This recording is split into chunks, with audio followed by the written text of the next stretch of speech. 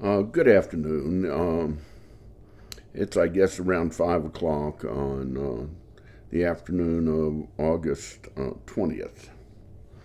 Um, Yesterday, while driving, I heard a segment on NPR that was discussing the results of a uh, trial done in Illinois and Texas, giving large number, well, I think 1,000 people in each state a a guaranteed income. They were given $1,000 a month just to do with as they pleased, and then studied to see how that affected uh, them long term. Of course, the study wasn't terribly long term.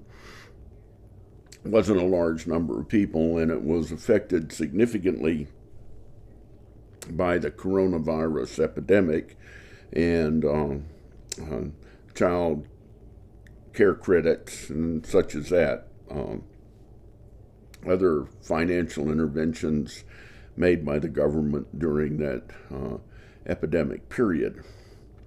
The study was inconclusive as to whether it had a lasting benefit on the recipients.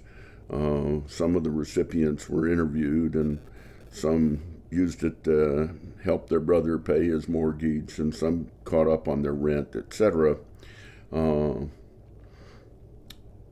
but the study, I think, was flawed in that if you really wanted to have an effective, guaranteed yearly income, it should be such that everybody got that income, and it was just made permanent. And $1,000 a month might be reasonable, or I don't know, $900 or $1,100, but it would certainly make a big difference in the lives of uh, poorer citizens. It wouldn't make much difference in the lives of physicians like me, uh, but I would get my $1,000, and so would everyone listening to this uh, episode that was a citizen of the United States over 18 years of age with the Social Security number. The money could be just deposited into a bank account every month, and the recipient would then do what they felt was best with the money.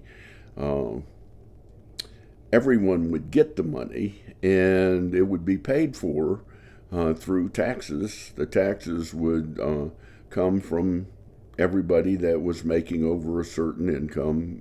Let's just say anybody above the poverty level would be paying into the fund to support this project.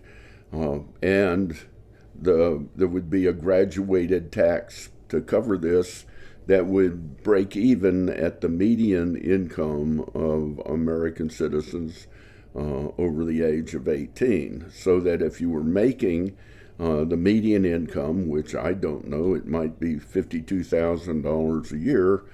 When you got $52,000 a year, your taxes would be $12,000 a year, and your receipts from your deposits into your account would be $12,000 a year. So it would be a wash at that level. People making less money would financially benefit from the program, and people making above that amount would pay a little more tax as the graduated tax increased based on the amount of income that the individual was making. Uh, that way, everybody would have a minimum income. All citizens would have a minimum income of $12,000 a year, or whatever the figure would be determined to be. Uh, to me, this seems like a great idea because it would bring vast numbers of people out of poverty.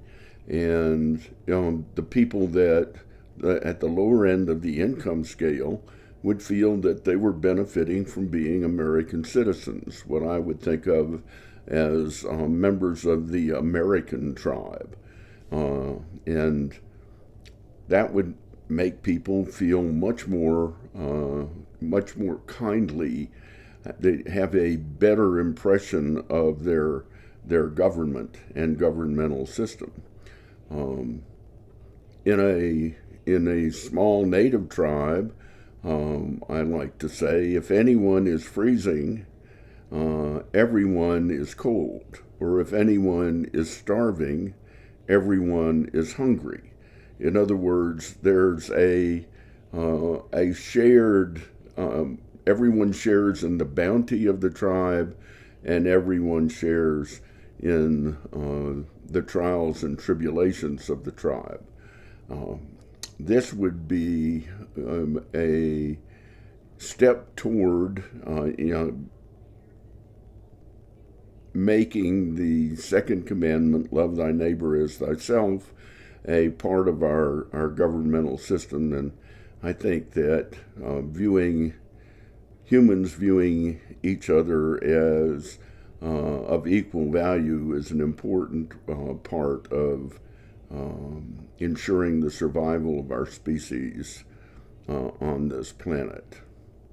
So thank you for listening, and I'll be back at some later date with another installment of Doc Tom Talks.